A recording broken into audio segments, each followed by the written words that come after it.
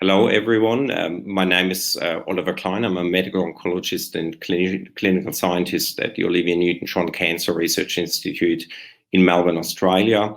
I thank the organisers for inviting me to talk today about immunotherapy combinations in patients with advanced biliary tract cancers. To kick off the presentation, the first slide will cover the fairly limited activity of single-agent anti-PD-1 and PD-L1 activity in unselected patients with advanced biliary tract cancer. So you can see here on the left-hand side, the largest series which had been reported so far, a combination of the data set of KEYNOTE-028 and KEYNOTE-158.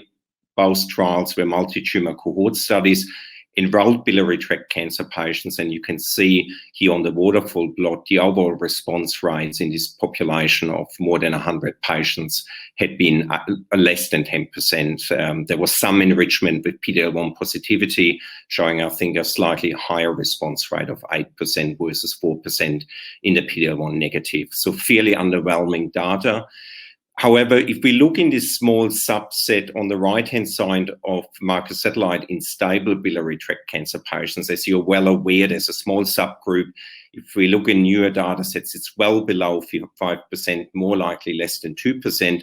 You have fairly high response rates in this patient population. So it's obviously always worth to check for the microsatellite status of these patients. There's two studies who included cholangiocarcinomas on the upper panel, the NCI match trial, and on the lower panel, again, the KEYNOTE-158 that had a MSI high cohort as well. And you can see reasonably high response rates from 40% in this patient population.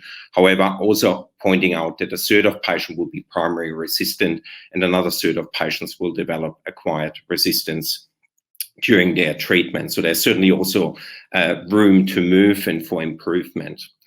To go on the next slide now, really, what combination immunotherapy approaches have we, and what's so far, at least in early phase trials, investigated in biliary tract cancer patients?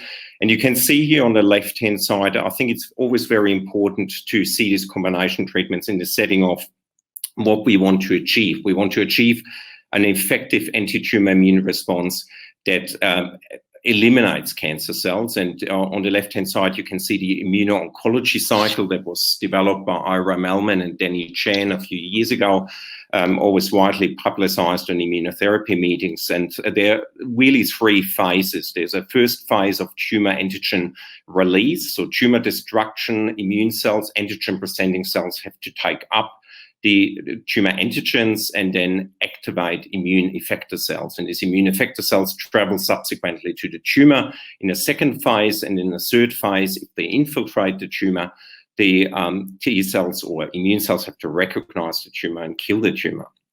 So where are these combination treatments fitting in? You can see the combination with chemotherapy certainly will play a role in releasing antigen from the tumor, destructing the tumor, and making it more visible to the immune system. In terms of the combination with antiangiogenic treatments, these treatments certainly work on multiple knots of this cycle.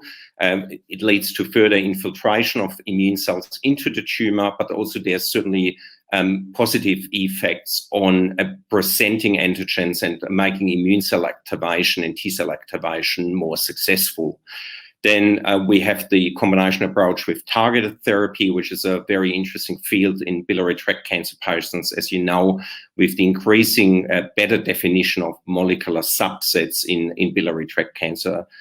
Biliary tract cancers. And then lastly, we have the combination of an anti-PD-1, PD-L1 antibody with an anti-CTLA-4 antibody. So I will briefly give some of the data we have available so far for all of these four modalities.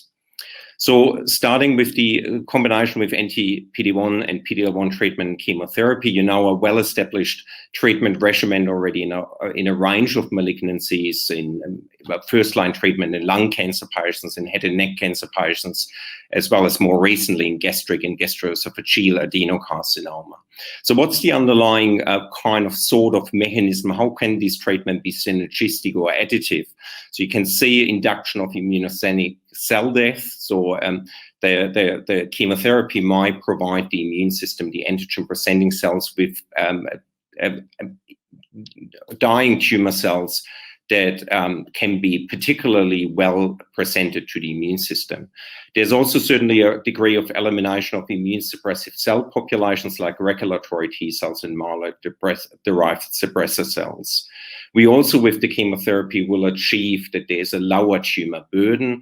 So less tumor would mean that the T cells have more nutrients, have more have a less hypoxic environment to attack tumor cells. And lastly, and very important, certainly in biliary tract cancer patients, often that is a malignancy which is fairly rapidly proliferating and fast growing, and you need time for an anti-tumor immune response to evolve. It gives you potentially the time, the first 6, 8, 12 weeks to develop an effective anti-tumor immune response. So what data, and that's certainly not complete, have we available at the moment? You can see here on the left-hand side a presentation of a Japanese group, which was subsequently published also in Lancet Gastroenterology in 2019, combining standard treatment with GemCis with an anti-PD-1 antibody nivolumab. The objective response rates obviously are fairly similar to what we expect from GemCis alone, but you can see pretty much the majority of patients had some reduction in their target lesions. And more excitingly, last year presented at ASCO had been a South Korean trial looking in a combination again with gemcitabine and cisplatin in combination with an anti-PD-L1 antibody durvalumab, which you can see here in the middle panel, the D, and in combination with the durvalumab and tremelimumab, an anti-CTLA-4 antibody. And what you could see in all of the three waterfall plots, there was a biomarker cohort, which is the first, the upper panel, which was also treated with tremelimumab and durvalumab in combination with chemotherapy. You can see pretty high response rates. So that was in the order between 50 and 75% of objective responses across these cohorts. And the overall survival and progression-free survival data were also very encouraging compared to historical controls. So quite encouraging data. So where does this leave us at the moment? So there's 2 large ongoing phase 3 trials, one with the anti-PD-1 antibody pembrolizumab, combining it with gemcitabine and cisplatin, the Keynote 966. And secondly, which relates to the South Korean data set, combination of durvalumab with chemotherapy, the TOPAZ-1 trial, and that would certainly inform us about the potential of superiority of this combination to standard chemotherapy treatment. Moving on to the second treatment modality we want to cover is anti-PD-1 blockade in combination with antiangiogenic therapy. So what's the underpinning? What's the theoretical concept, how that could work synergistically? So you can see vascular endothelial growth factors work on many immune cell populations. Here on the left-hand side, you can see it's leading to proliferation of regulatory T cells. It leads to a maturation arrest from dendritic cells. It negatively impacts the effector function of CD8 T cells, and it leads myeloid cells to more immune suppressive cell populations. And secondly, and that's on the lower panel, it increases the transmigration, so an inhibition or a neutralization of VEGF increases the infiltration of immune cells into the tumor by normalizing the tumor vasculature. And that's just outlined here on the right side again. So you get an increased T cell infiltration into the tumor microenvironment. You get an inhibition of immune suppressive cell population, like a reduction of myeloid suppressor cells, and a reversing of T cell exhaustion. The 2 data sets we have so far for this concept, which we know is highly efficacious in hepatocellular carcinoma, for example, with the first new standard of atezolizumab and bevacizumab. Here on the right-hand side, on the left-hand side, sorry, you can see pembrolizumab, again, an anti-PD-1 antibody in conjunction with ramucirumab, and a monoclonal antibody that neutralizes or binds to vascular endothelial growth factor 2 and allows or neutralizes in this way indirectly VEGF. You can see it was a very disappointing outcome of this early phase trial with pretty much just one responder. Was published in 2018, and more recently the combination, which has also been demonstrated obviously to be very successful in early phase trials in hepatocellular carcinoma, the multityrosine kinase inhibitor lenvatinib, which has also an inhibitory function against multiple vascular endothelial growth factor receptors in combination with the anti-PD-1 antibody pembrolizumab. It's the LEAP 005 study presented last year in ESMO, and an update on the biliary tract cancer cohort was given early this year in ASCO GI. And you can see the objective response rate was not overwhelming as a 10% response rate. However, disease control nearly in 2/3 of patients. So this study cohort will be extended to 100 patients now, and we hopefully will get later in the year some updates in regards to the efficacy of this treatment. So the next treatment modality we cover here is anti-PD-L1, PD-1 immunotherapy in combination with targeted therapy. What you can see on the left-hand panel is that these combination treatments are quite well established already in melanoma and BRAF mutant melanoma, where we use BRAF and MEK inhibitors in combination with an anti-PD-1 antibody as pembrolizumab, or an anti-PD-L1 antibody as atezolizumab. And you could see, obviously, what we know with targeted agents, you get very high response rates as seen on the waterfall plots. But the hope is with the addition of an anti-PD-1, PD-L1 agent, you also achieve longer durability of responses. And that's certainly observed in these studies as outlined by the spider plots in the upper panel. One of these combinations is now in the meantime FDA and TGA approved in metastatic BRAF mutant melanoma. So it will be very interesting to investigate combination trials using fibroblast growth factor rearranged fibroblast growth factor receptor inhibitors, IDH1 inhibitors and BRAF inhibitors in molecular selected biliary tract cancer patients.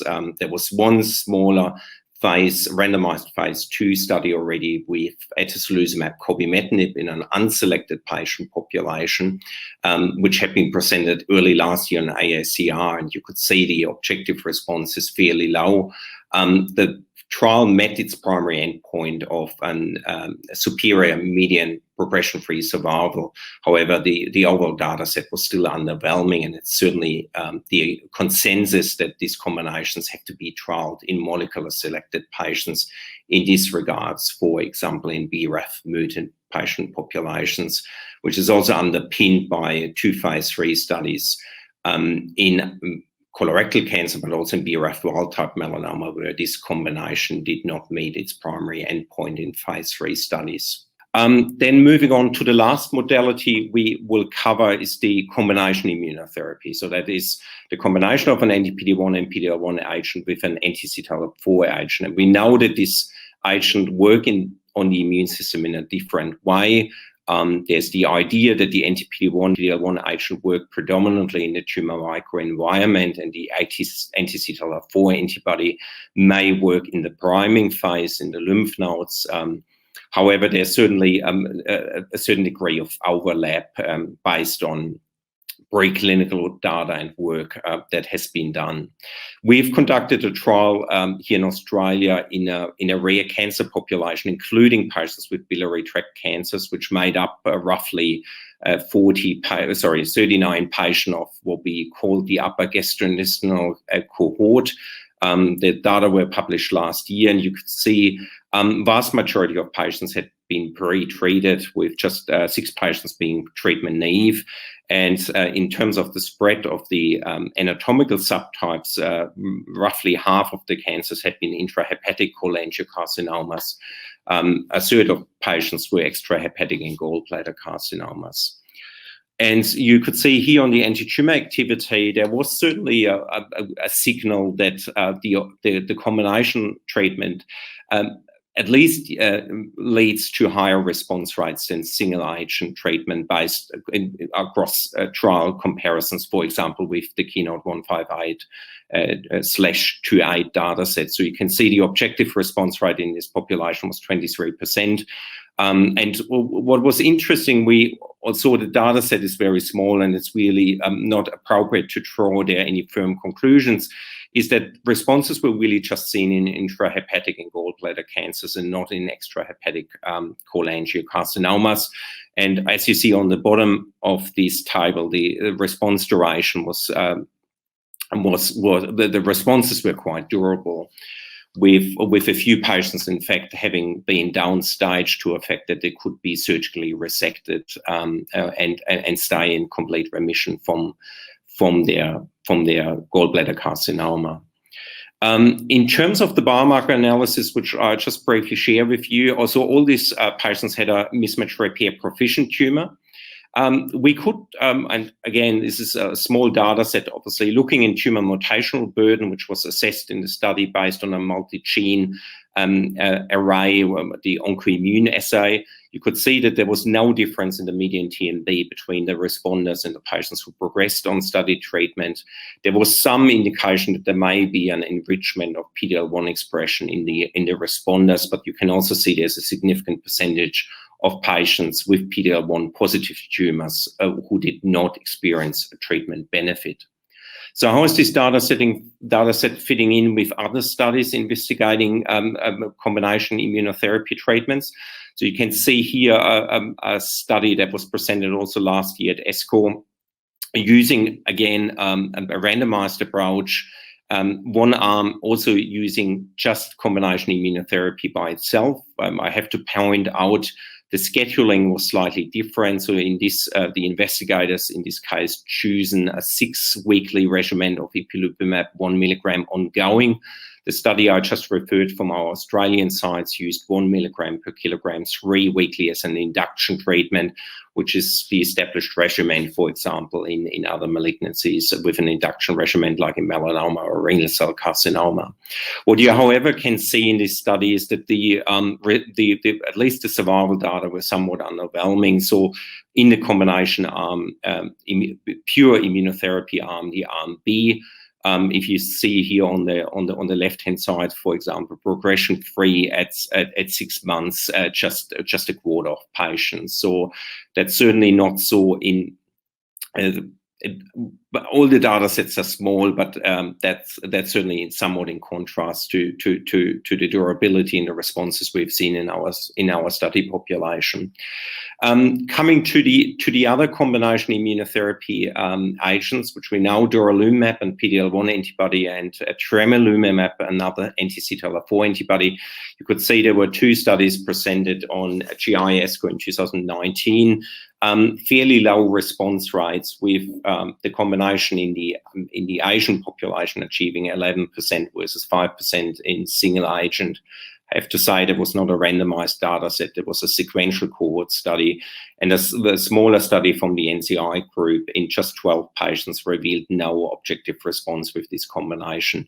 My personal opinion is still that durvalumab, tremelimumab combination is inferior to ipilimumab and nivolumab based on a couple of factors. One is clearly it's an anti-PD-1 versus an anti-PD-L1 antibody, but also that I think that tremelimumab is not as an effective CTLA4 antibody.